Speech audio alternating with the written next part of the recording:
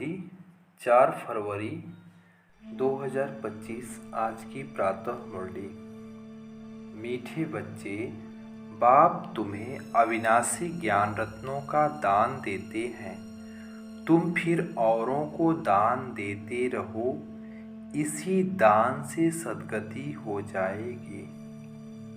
प्रश्न है, कौन सा नया रास्ता तुम बच्चों के सिवाय कोई भी नहीं जानता है? उत्तर, घर का रास्ता व स्वर्ग जाने का रास्ता अभी बाप द्वारा तुम्हें मिला है। तुम जानते हो शांति धाम हम आत्माओं का घर है। स्वर्ग अलग है, शांति धाम अलग है। यह नया रास्ता तुम्हारे सिवाय कोई भी नहीं जानता है। तुम कहते हो अब कुंभकर्ण की नींद छोड़ो, आँख खोलो, पावन बनो। पावन बनकर ही घर जा सकेंगे। गीत है जाग सजनिया जाग। ओम शांति। अब मुरली की मुख्य पॉइंट। भगवान वाच, यह तो बाप ने समझाया है कि मनुष्य व देवताओं को भगवान नहीं कहा जाता, क्योंकि इनका साकारी रूप है। बाकी परमपिता परमात्मा न आकारी न साकारी रूप है, इसलिए उनको शिव परमात्माए नमः कहा जाता है। ज्ञान का सागर वह एक ही है। कोई मनुष्य में ज्ञान हो नहीं सकता। किसका ज्ञान नहीं हो सकता? रचता और रचना के आदि मध्य अंत का ज्ञान अथवा आत्मा और परमात्मा का ज्ञान, यह ज्ञान कोई में नहीं है। अगली पॉइंट, सभी आशिक आत्माएं परमपिता परमात्मा माशूक को याद करती हैं। सभी सीताएं हैं। राम एक परमपिता परमात्मा है। राम अक्षर क्यों कहते हैं? रावण राज्य है ना, तो उनकी भेंट में राम राज्य कहा जाता है। राम है बाप, जिसको ईश्वर भी कहते हैं, भगवान भी कहते हैं। असली नाम उनका है शिव। तो अब कहते हैं जागो, अब नव युग आता है, पुराना खत्म हो रहा है। इस महाभारत लड़ाई के बाद सतयुग स्थापन होगा और इन लक्ष्मी नारायण का राज्य होगा। पुराना कलयुग खत्म हो रहा है, इसलिए बाप कहते हैं बच्चे, कुंभकर्ण की नींद छोड़ो, अब आँख खोलो। नई दुनिया आती है। नई दुनिया को स्वर्ग सतयुग कहा जाता है। यह है नया रास्ता। यह घर व स्वर्ग में जाने का रास्ता कोई भी जानते नहीं है। स्वर्ग अलग है, शांति धाम जहाँ आत्माएं रहती हैं वह अलग है। अगली पॉइंट, 5 विकारों में नंबर 1 है काम। उसको छोड़ पवित्र बनो। खुद भी कहते हैं, हे पतित पावन, हमको पावन बनाओ। पतित विकारी को कहा जाता है। यह सुख और दुख का खेल भारत के लिए ही है। पाप आ करके साधारण तन में प्रवेश करते हैं, फिर इनकी भी बायोग्राफी बैठ सुनाते हैं।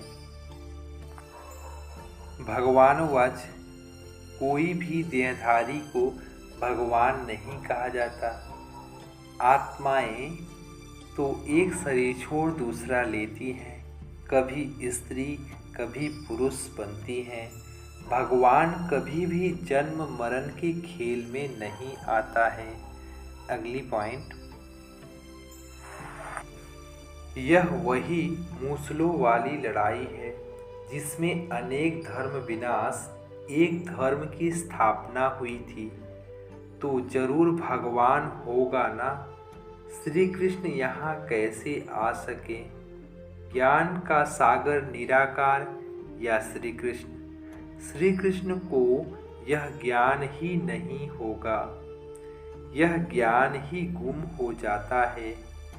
तुम्हारे भी फिर भक्ति मार्ग में चित्र बनेंगे। तुम पूज्य ही पुजारी बनते हो। कला कम हो जाती है, आयु भी कम हो जाती है, क्योंकि भोगी बन जाते हैं। अगली पॉइंट,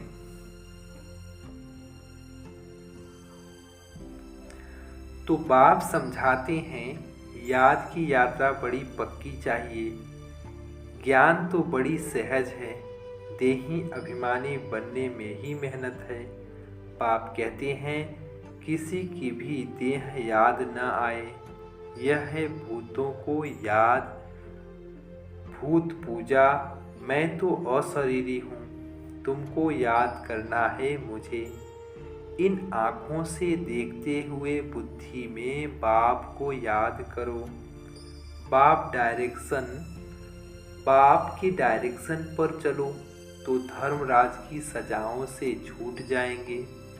पावन बनेंगे तो सजाएं खत्म हो जाएंगी।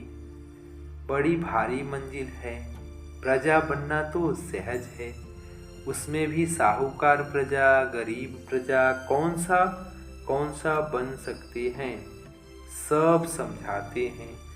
अगली पॉइंट, एक बाप को याद करना है तो विकर्म विनाश हो और कोई रास्ता नहीं है। योग बल से तुम विश्व पर राज्य करते हो।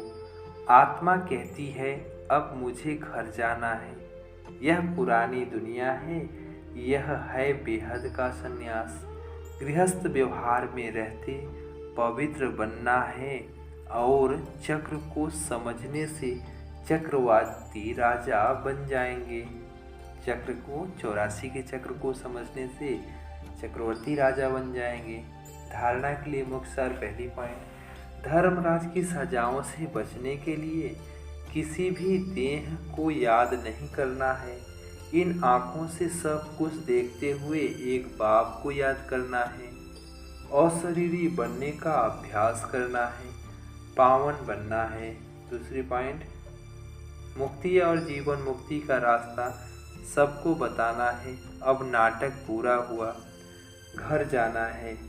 इस स्मृति से बेहद की आमदनी जमा करनी है।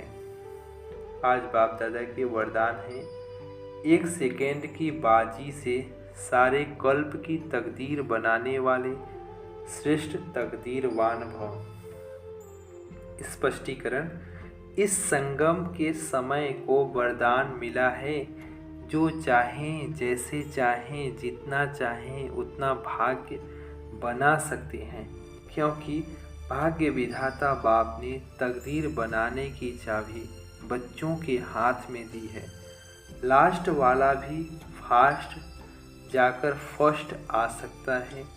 सिर्फ सेवाओं के विस्तार में स्वयं की स्थिति सेकंड में सार स्वरूप बनाने का अभ्यास करो। अभी अभी डायरेक्शन मिले, 1 सेकंड में मास्टर बन जाओ तो टाइम न लगे। इस 1 सेकंड की बाजी से सारे कल्प की तकदीर बना सकते हैं।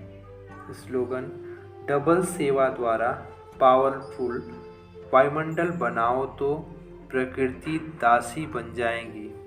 डबल सेवा द्वारा पावरफुल वायुमंडल बनाओ तो प्रकृति दासी बन जाएंगी। ओम शांति। शुक्रिया बाबा, शुक्रिया।